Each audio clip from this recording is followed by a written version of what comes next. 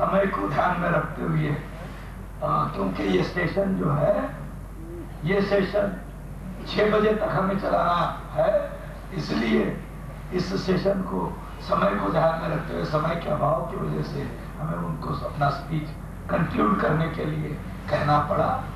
साथियों, उन्होंने एक बात का जिक्र किया, बहुत ही अहम मुद्दा उठाया उन्होंने। वो ये कहा है कि हमारे समाज का जो लीडरशिप है, हमारे समाज की जो लीडरशिप है, खासकर मैं ऐसा मानता हूं कि उन्होंने पॉलिटिकल लीडरशिप के बारे में ये जिक्र किया होगा कि वो ड्रॉप आउट्स वाले लोगों के हाथों में है। ये सही बात है, लेकिन इसमें कसूर किसका है? कौन कसूरवार है? जैसे वातावरण में हवा का वैक्यूम नहीं रह सकता, अगर किसी कमरे से हवा निकल जाए तो वहां हवा प्रवेश करने की कोशिश करेगी, तो वो हवा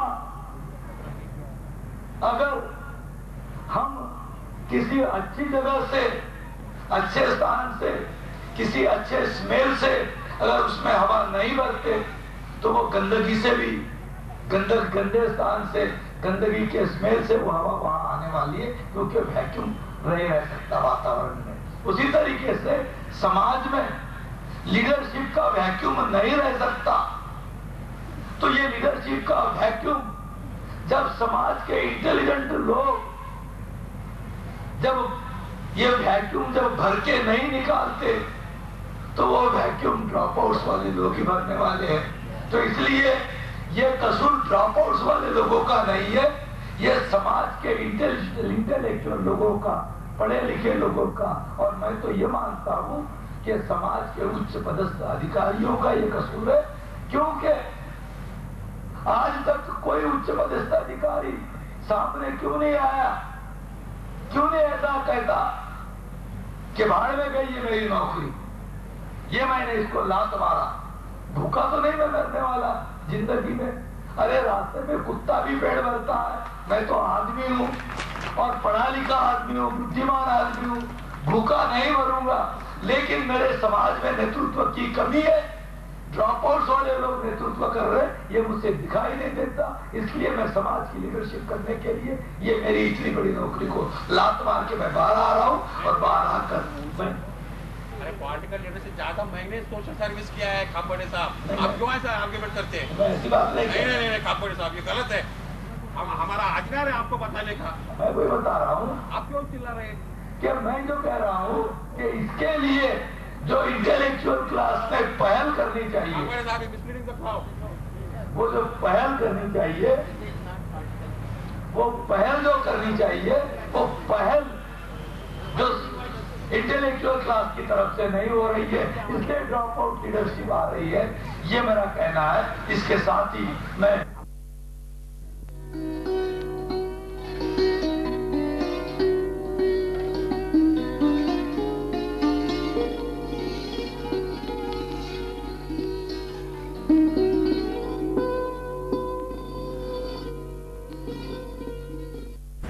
आपको बताया गया है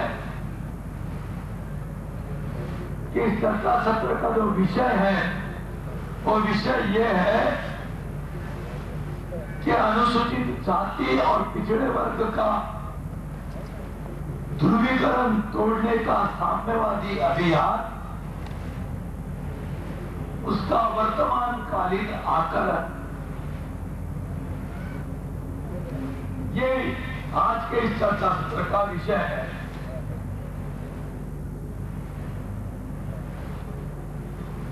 हमारे देश में आज जो हालात बने हुए, जो मौजूदा हालात बने हुए,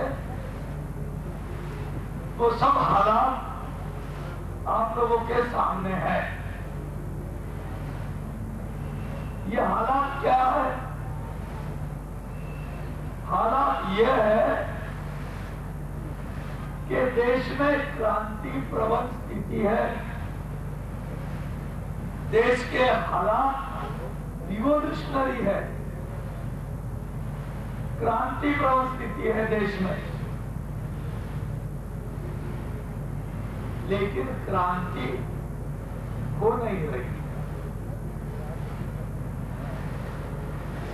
परिस्थितियां जो है देश की वो क्रांति प्रवण है, क्रांति के अनुरूप है, लेकिन क्रांति हो नहीं रही।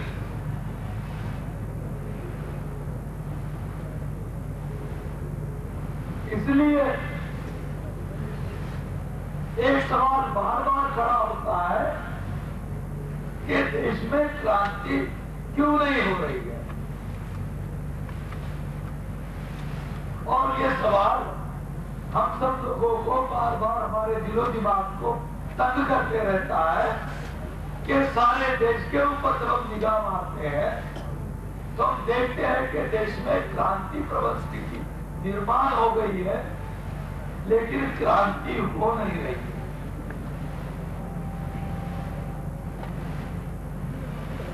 तो ये आज बहुत ही अहमियत का और अहमियत के साथ साथ ये एक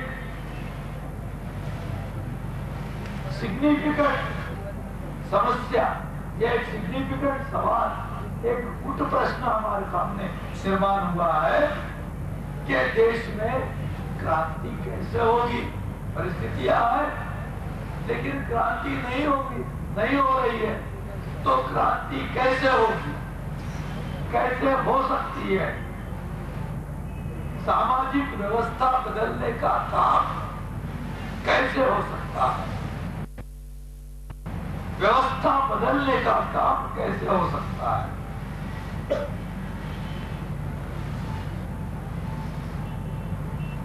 क्रांति केवल क्रांति प्रबल स्थिति में, देश में क्रांति प्रबल स्थिति पैदा होने से अपने आप क्रांति नहीं होने वाली, लेकिन क्रांति प्रबल स्थिति के बगैर भी क्रांति नहीं हो सकती। तो क्रांति होने के लिए, क्रांति लाने के लिए, रिवॉल्यूशन के लिए रिवॉल्यूशनरी हालात तो पैदा हो गए,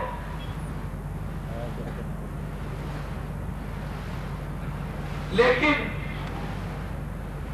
क्रांति व्यवस्था परिवर्तन, क्योंकि हम आज 3 दिन से यहाँ व्यवस्था परिवर्तन के बारे में बार बार बात कर रहे हैं, जिक्र कर रहे हैं, और हम ये कहते हैं कि बामसेब का काम है व्यवस्था परिवर्तन, बामसेब का लक्ष्य है व्यवस्था परिवर्तन। तो व्यवस्था परिवर्तन हो नहीं रहा, व्यवस्था परिवर्तन होने के लिए हालात तो देश में पैदा हो गए, लेकिन व्यवस्था परिवर्तन नहीं हो रहा। ये क्यों नहीं हो रहा है, ये समझने के लिए, इसकी जटिलता को समझने के लिए ये विषय आज हमने आपके सामने चर्चा के लिए रखा है।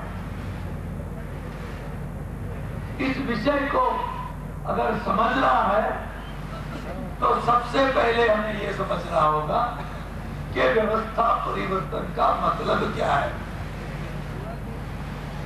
व्यवस्था परिवर्तन माने क्या? व्यवस्था परिवर्तन का मतलब यह है कि जो देश की सत्ता संरचना है, जो पावर स्ट्रक्चर है, ये पावर स्ट्रक्चर को बदलना मतलब व्यवस्था परिवर्तन होना।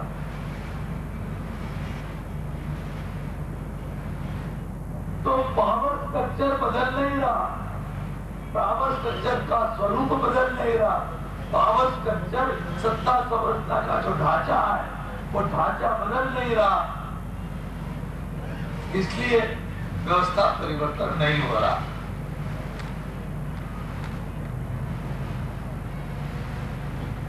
तो ये व्यवस्था परिवर्तन कैसे होगा? व्यवस्था परिवर्तन के लिए सबसे पहले जरूरी यह है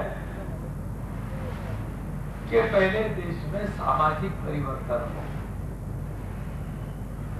सामाजिक परिवर्तन से राजनीतिक परिवर्तन होगा और राजनीतिक परिवर्तन से व्यवस्था परिवर्तन होता है। ये एक व्यवस्था परिवर्तन का क्रम है, सीरियल ऑर्डर है।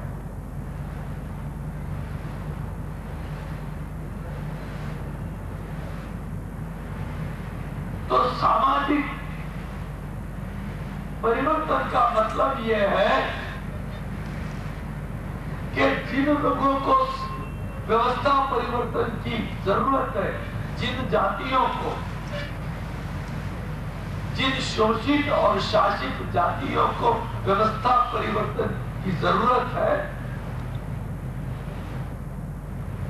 उनके संबंधों का पुनर्निर्धारण और पुनर्स्थापना। ब्राह्मणवाद एक व्यवस्था है और ब्राह्मणवादी व्यवस्था के आधार पर ब्राह्मणवाद विचारधारा है और विचारधारा के आधार पर ब्राह्मणवाद की व्यवस्था बनी हुई है।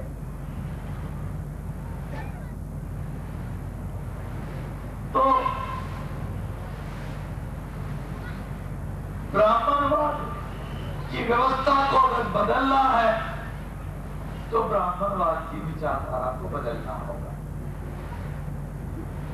ब्राह्मणवाद की विचारधारा का समाज पर जो प्रभाव है, उस प्रभाव से ब्राह्मणवादी व्यवस्था का, ब्राह्मणवादी विचारधारा का जो समाज पर प्रभाव है, उस प्रभाव के बदौलत, उस प्रभाव के परिणाम स्वरूप जो शोषित और शासित जातियां है, ब्राह्मणवादी व्यवस्था ने इनके आपसी संबंधों का निर्धारण किया हुआ है।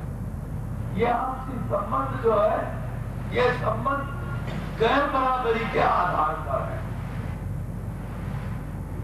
असमानता के आधार पर है और केवल असमानता के आधार पर ही नहीं, तो ये क्रमिक असमानता के आधार पर है।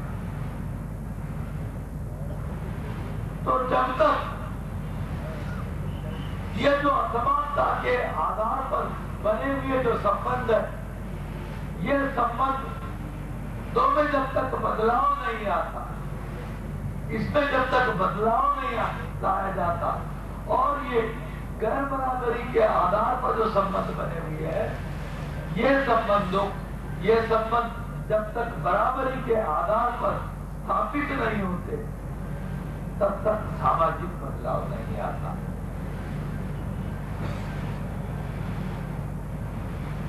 और जब सामाजिक बदलाव नहीं आता तो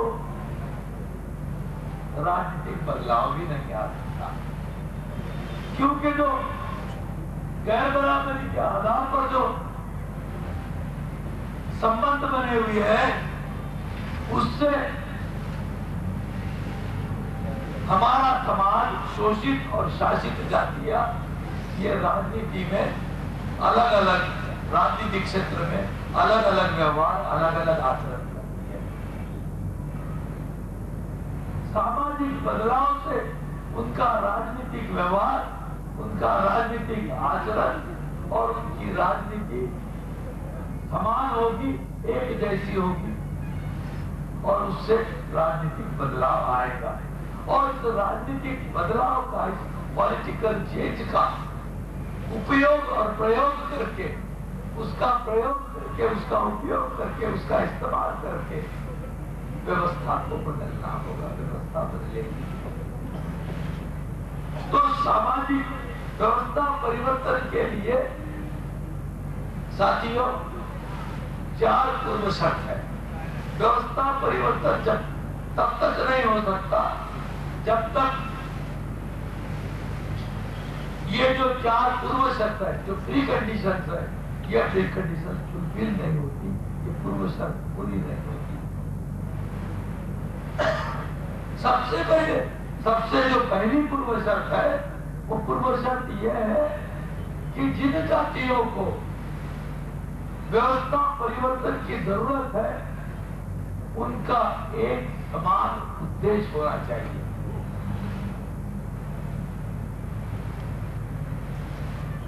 समान उद्देश्य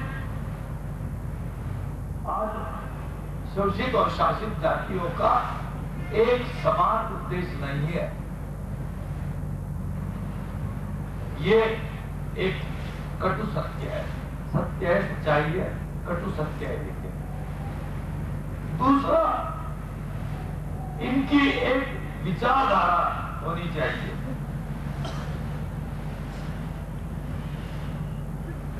और वो विचारधारा ना तो गांधीवाद हो सकती है, ना तो लोहियावाद हो सकती है, ना तो समाजवाद हो सकती है, ना तो साम्यवाद हो सकता है, तो मार्क्सवाद हो सकती है। वो विचारधारा फुले आंबेडकरवाद की हो सकती है। तो शोषित और शासित जातियों की एक विचारधारा अभी देश में बनी रही है, बनने की प्रक्रिया जारी है, लेकिन बनी रही है। और यह दूसरी पूर्व शर्त है कि उनकी एक विचारधारा बनानी होगी, उनको एक विचारधारा पर लाना होगा, फुले आंबेडकरवाद की विचारधारा पर उनको लाना होगा। तीसरी पूर्व शर्त है, वो ये है कि जब तक शोषित और शासित जातियों में नेतृत्व का निर्माण नहीं होता, लीडरशिप पैदा नहीं होती, तब तक व्यवस्था परिवर्तन का काम हो नहीं सकता। इसलिए शोषित और शासित जातियों में और शोषित और शासित जातियों में भी जो अनुसूचित जाति के लोग हैं और पिछड़े वर्ग के लोग हैं, इनमें नेतृत्व का निर्माण होना जरूरी है। कौन से नेतृत्व का? आज बहुत नेतृत्व है, बहुत नेता है, लेकिन व्यवस्था परिवर्तन के लिए काम करने वाले नेतृत्व का निर्माण करना जरूरी है। ये नेतृत्व का आज इस जातियों में सबसे ज्यादा अभाव है। और चौथी पूर्व शर्त यह है कि एससी और बीसी, एससी और ओबीसी का ध्रुवीकरण होना चाहिए।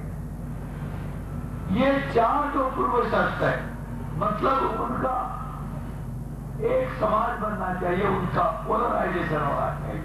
एससी और बीसी के पोलराइजेशन के बगैर व्यवस्था परिवर्तन नहीं हो सकता। ये चार उसकी पूर्व शर्त है। एससी और बीसी के पोलराइजेशन से क्या होता है? एससी और बीसी का अगर पोलराइजेशन होता है तो एससी बीसी के पोलराइजेशन में अपने आप अनुसूचित जाति और अदर बैकवर्ड क्लासेस के पोलराइजेशन में अपने आप शेड्यूल्ड ट्राइब के लोग अपने आप शामिल होते हैं। जो दूसरी जो शासित जातियां है, जो शोषित जातियां है, एससी और बीसी के प्रभाव के पोलराइजेशन से शोषित और शासित जातियों में जो दूसरी जातियां एससी और बीसी के अलावा वो भी प्रभावित होती है और वो अपने आप इस पोलराइजेशन में अपने आप शामिल होती है, जो हमें उत्तर प्रदेश में दिखाई दिया कुछ दिन पहले। जो आदिवासी लोग हैं, जो शेड्यूल्ड ट्राइब के लोग हैं, वो भी एससी और बीसी का अगर पोलराइजेशन होता है तो उसमें वो अपने आप शामिल होते हैं। जो कन्वर्टेड माइनॉरिटीज के लोग हैं, वो तो एससी और बीसी के पोलराइजेशन को सबसे ज्यादा पसंद करते हैं। आपने देखा होगा कि उत्तर प्रदेश में तो ये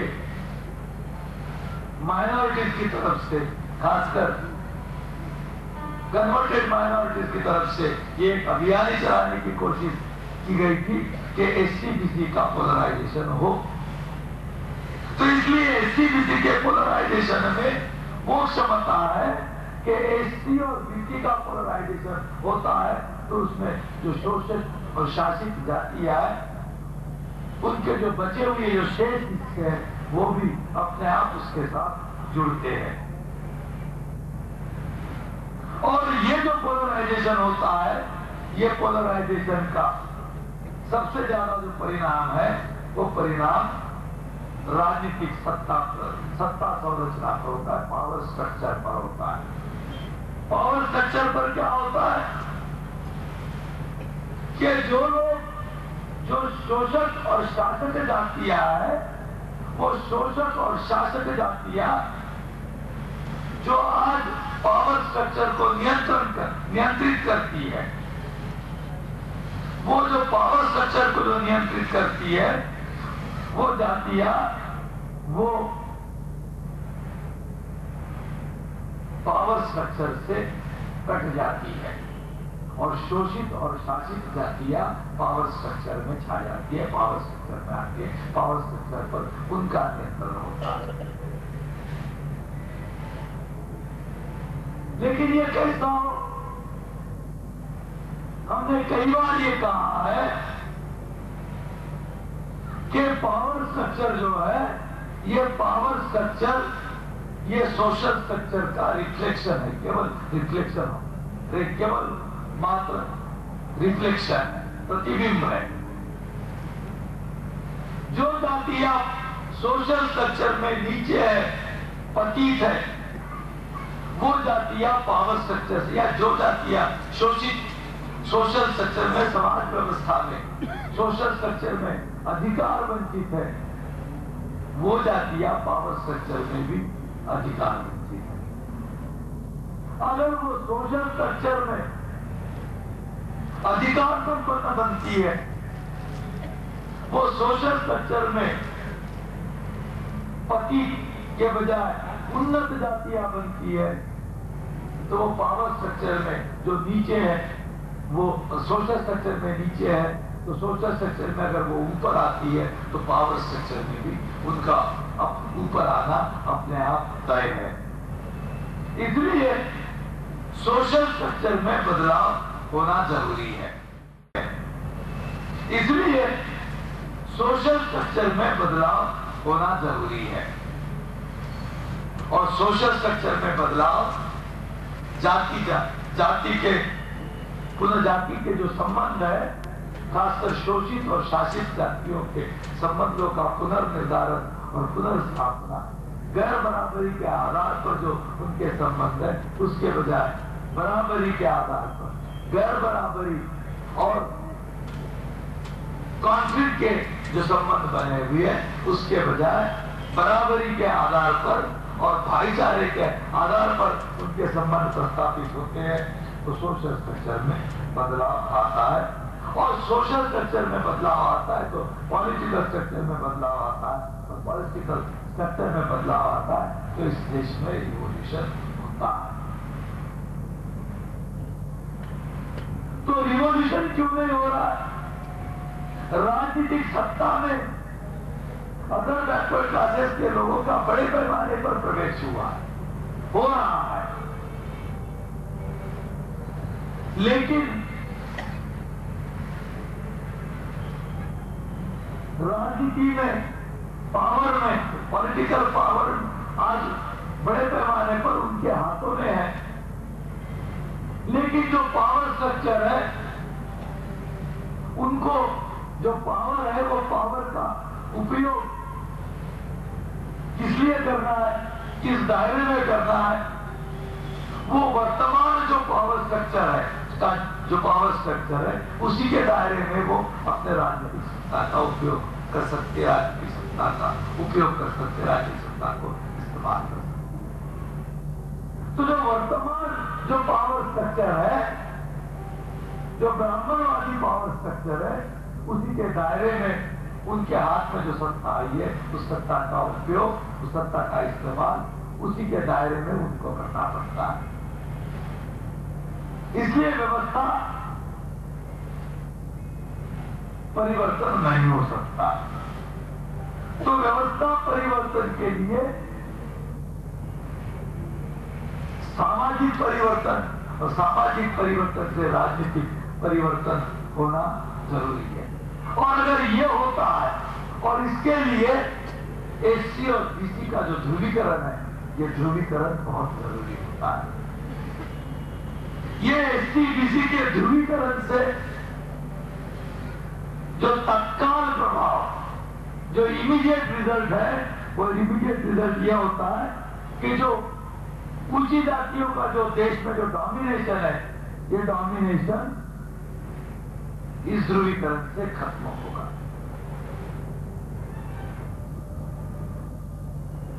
खत्म होता है।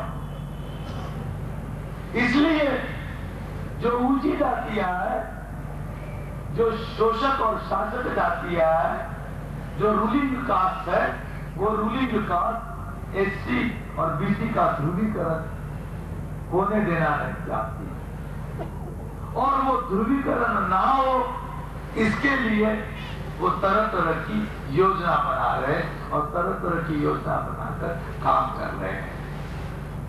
सबसे पहले उन्होंने जो योजना बनाई कि एससी और बीसी का जो सामाजिक ध्रुवीकरण है, ये सामाजिक ध्रुवीकरण को रोकने के लिए उन्होंने धार्मिक ध्रुवीकरण का प्रयास किया, हिंदुत्व के नारे के आधार पर कि हम सब हिंदू हैं, हिंदुओं को एक करना चाहिए, संगठित करना चाहिए। ये रिलीजियस पोलराइजेशन की प्रक्रिया उन्होंने चलाई।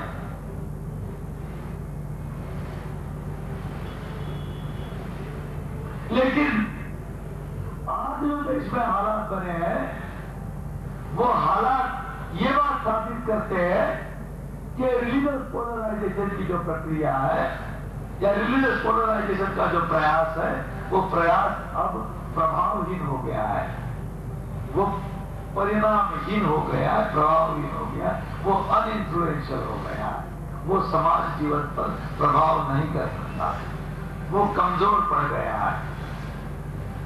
बड़ा लग रहा है, बड़ा दिखाई दे रहा है, लेकिन वो कमजोर पड़ रहा है। और कमजोर पड़ने के साथ साथ एक और बात शोषक और शासक जातियों के ध्यान में आई है कि धार्मिक ध्रुवीकरण अगर करते हैं तो धार्मिक ध्रुवीकरण के प्रतिक्रिया में सामाजिक ध्रुवीकरण उभरता है।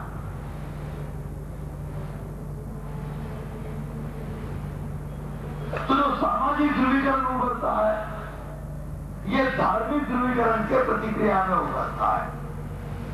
सामाजिक ध्रुवीकरण के प्रतिक्रिया में जैसे धार्मिक ध्रुवीकरण लाया गया, तो धार्मिक ध्रुवीकरण के प्रतिक्रिया में सामाजिक ध्रुवीकरण पेश होता है। तो इससे शोषक और शासक जातियों को तो खतरा पैदा होता है। तो इसकी वजह से धार्मिक ध्रुवीकरण प्रभावहीन होते जा रहा है। तो पावर स्ट्रक्चर पर अपना नियंत्रण रखने के लिए, अपना डोमिनेशन रखने के लिए शोषक और शासक जातियों ने एक दूसरी व्यूहरचना बनाई, दूसरी योजना बनाई है, और वो योजना है, वो साम्यवादी लोगों का उपयोग करके वो योजना बनाई गई है। साम्यवादी ब्राह्मणों का उपयोग करके वो योजना बनाई गई है।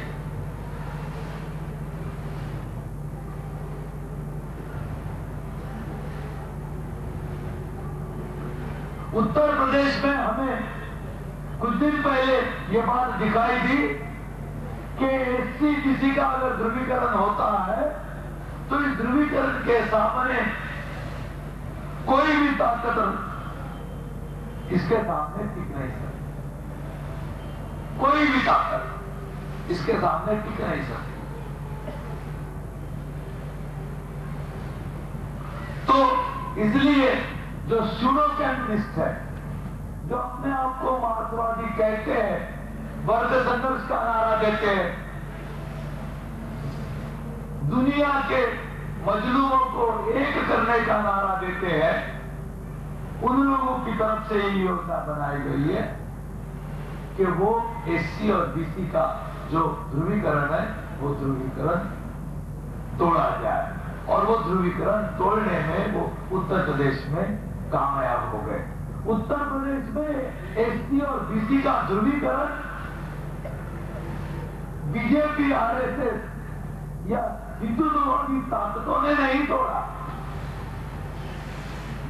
हिंदुत्ववादी ताकतों ने, बीजेपी ने इस ध्रुवीकरण के टूटने के बाद उससे कुछ लाभ लिया होगा। और जो माहौल, जो उत्तर प्रदेश की जो परिस्थिति है, वो स्थितियां ये बतलाती है कि उससे उनको कोई ज्यादा बेनिफिट नहीं हुआ। इसलिए वो ध्रुवीकरण तोड़ने में वो कामयाब नहीं हो सकते। तो उन्होंने जो साम्यवादी, जो मार्क्सिस्ट, जो मार्क्सवादी, जो ब्राह्मण है, जो मार्क्सवादी, जो लोग हैं, मार्क्सवादी लोग की तरफ से यह अभियान चलाया। मार्क्सवादी लोग कास्ट स्ट्रक्चर को, ब्राह्मणवाद को और ब्राह्मणी हितों को बनाए रखने में, बचाने के लिए आज पूरी तरीके से पूरी कोशिश में लगे हुए। ये आज हमें दिखाई दे रहा है। जो प्रयोग उन्होंने उत्तर प्रदेश में किया, उस प्रयोग को अब वो सारे देश में करने जा रहे हैं, करने की कोशिश कर रहे हैं। वो ब्राह्मणी हितों को, आज तो मैं ये आपको बताना चाहता हूं कि ब्राह्मणिकल इंटरेस्ट को प्रोटेक्ट करने का काम आज आरएसएस, बीजेपी नहीं कर रही है। आरएसएस और बीजेपी जैसे ही ब्राह्मणिकल इंटरेस्ट को प्रोटेक्ट करने के लिए आगे आती है, तो उसकी प्रतिक्रिया में एससी बीसी के लोग एक होते हैं, इसलिए वो नहीं कर रही है। तो ये आज जो ब्राह्मणिकल इंटरेस्ट को प्रोटेक्ट करने की जो कोशिश है, ये कोशिश ये कम्युनिस्टों की तरफ से, मार्क्सवादियों की तरफ से हो रही है। इसका क्या प्रमाण है, इसका क्या प्रूफ है? आप उत्तर प्रदेश में की तरफ देखिए कि उत्तर प्रदेश में बीजेपी के सबसे ज्यादा एमपी चुन के आए, लेकिन जो मेंबर ऑफ पार्लियामेंट पिछले चुनाव में बीजेपी के चुन के आए, उसमें ब्राह्मणों की संख्या कम है और ओबीसी की संख्या ज्यादा है। मतलब बीजेपी ब्राह्मणवादी पार्टी है, लेकिन ब्राह्मणवादी पार्टी होने के बावजूद भी वो उत्तर प्रदेश में ब्राह्मणों को बड़ी संख्या में चुनकर नहीं ला सकती। ना तो खड़ा किया गया और ना तो चुनकर लाया गया, चुनकर नहीं ला सकी। वो ब्राह्मणिकल इंटरेस्ट को प्रोटेक्ट करने में फेल हो गई। लेकिन हम जब बंगाल की तरफ देखते हैं, तो बंगाल में कम्युनिस्टों के जो 13 मेंबर ऑफ पार्लियामेंट चुनकर आए हैं, वो 13 में से 11 ब्राह्मण है। ये बात को आपको समझना होगा, ध्यान में रखना होगा। कई बार मैंने ये बात आपके सामने कही है, रखी है कि वर्तमान लोकसभा में जो 56 ब्राह्मण है, केवल 56 ब्राह्मण है, 56% से घटकर उनका जो परसेंटेज है, वो जो 1952 में 56% था, वो अब केवल 56 फिगर पर आया है। ये 56 फिगर में जो कम्युनिस्टों, वेस्ट बंगाल से जो 13 जो कम्युनिस्ट चुनकर आए हैं, वो कम्युनिस्टों में 11 ब्राह्मण हैं। और सिर्फ ब्राह्मण ही नहीं, तो ब्राह्मणों में भी कुलीन ब्राह्मण, ब्राह्मणों में भी सबसे ऊंचे ब्राह्मण, ब्राह्मणों में भी ऊंचे ब्राह्मण। और मार्क्सवादी कहते हैं अपने आप। और जो दूसरे दो आए हैं, ये जो जनरल सीटें हैं, क्योंकि एससी एसटी की सीटें तो रिजर्व होती है, उस पर उनके सिवा कोई दूसरा खड़ा ही नहीं हो सकता।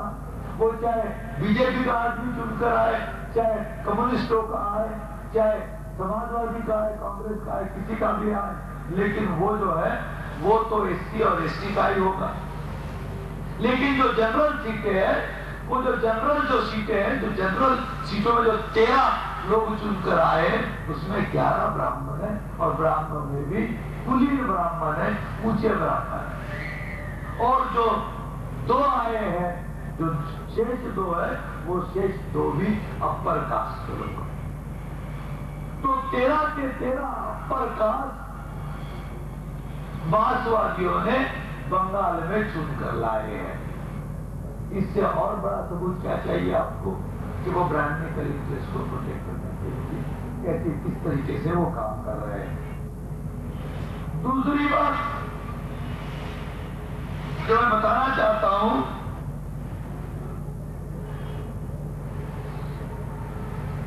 कि पश्चिम बंगाल में अभी तक एक भी शेड्यूल कास्ट का कैबिनेट, शेड्यूल कास्ट और शेड्यूल ट्राइब के एक भी आदमी को कैबिनेट मिनिस्टर नहीं बनाया गया।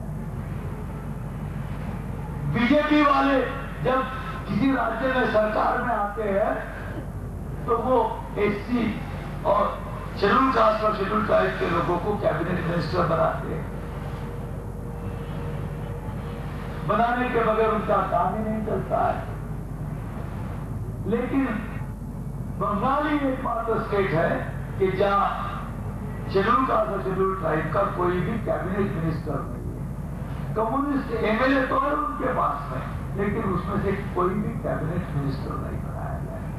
और इसका जवाब वो क्या देते हैं कि कैबिनेट मिनिस्टर बनाने के लिए बंगाल में एक भी एमएलए लायक नहीं।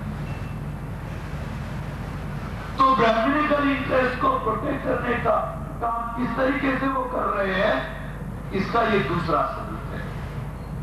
तीसरा जो सबूत है वो ये है कि पश्चिम बंगाल में उन्होंने ये स्टैंड लिया है कि पश्चिम बंगाल में कम्युनिस्ट गवर्नमेंट ने स्टैंड लिया था कल तक। अब थोड़ा परिस्थिति का दबाव है उसमें, इसलिए बदलाव हो रहा है कि परिस्थिति के दबाव की वजह से, उनके नीतियों की वजह से नहीं, उनके कार्यक्रम की वजह से नहीं, विचारधारा की वजह से नहीं, परिस्थिति के दबाव की वजह से। तो उनका स्टैंड ये है कि बंगाल में ओबीसी है ही नहीं।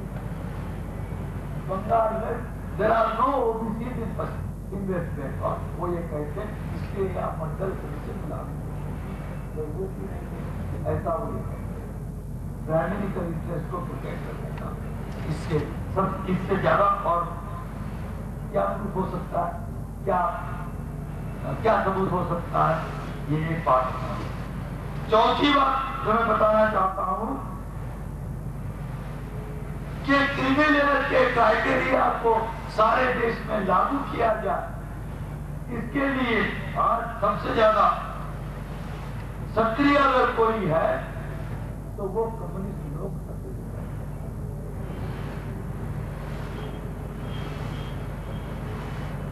तो आरक्षण नीति को काउंटर करने के लिए जो क्रीमिलेयर का क्राइटेरिया बनाया गया है, इस क्राइटेरिया को लागू करने के लिए आज सबसे ज्यादा कम्युनिस्ट सक्रिय है। इससे और ज्यादा कोई बड़ा जो प्रूफ है वो प्रूफ मुझे नहीं लगता कि हमें चाहिए। तो ब्राह्मणिकल इंटरेस्ट को प्रोटेक्ट करने की जो जिम्मेदारी है वो आज बीजेपी नहीं उठा सकती, कांग्रेस भी नहीं उठा सकती। क्यों नहीं उठा सकती? क्योंकि बीजेपी अगर उठाती है, बीजेपी अगर फोरफ्रंट में आती है तो उसका सीधा विरोध होता है, उसका सीधा विरोध होता है उसकी प्रतिक्रिया के रूप में एससी और बीसी का आंदोलन मजबूत होता है, उनका ध्रुवीकरण मजबूत होता है और वो बीजेपी की प्रो हिंदुत्ववादी ताकतों की, हिंदुत्ववादी ताकतों की जो कोशिश है वो कोशिशें नाकाम होती है। कांग्रेस भी ब्राह्मणवादी है, लेकिन कांग्रेस भी आज ब्राह्मणिकल इंटरेस्ट को प्रोटेक्ट करने के लिए कोई काम नहीं कर सकती। क्यों नहीं कर सकती? क्योंकि कांग्रेस तो अपनी सर्वाइवल के लिए स्ट्रगल कर रही है। कांग्रेस की सबसे बड़ी हालत यह है कि कांग्रेस अपने आप को बचाए रखने के लिए कोशिश कर रही है, और अपने आप को बचाए रखने के लिए वो तो अब इस देश के जो ब्राह्मणी व्यवस्था में जिनको सबसे ज्यादा पतित किया गया है, वो अनुसूचित जाति के लोगों के पैरों पर जा गिर रही है। कांचे रात आज वो पैरों पर जाकर गिर रही है कि तुम्हारी मदद के बगैर कांग्रेस को बचाया नहीं जा सकता। तो कांग्रेस भी ब्राह्मणिकल इंटरेस्ट को प्रोटेक्ट करने की क्षमता में नहीं है। इसलिए ब्राह्मणों ने ये योजना बनाई, ब्राह्मणवादी ताकतों ने ये योजना बनाई कि अगर ब्राह्मणिकल इंटरेस्ट को वर्तमान में अगर कोई उसकी रक्षा कर सकता है तो वो केवल मार्क्सवादी ही कर सकते हैं। इसलिए मार्क्सवादियों को उन्होंने इसमें सक्रिय किया, और मार्क्सवादी लोग आज इसमें सबसे ज्यादा सक्रिय हमें नजर आते हैं।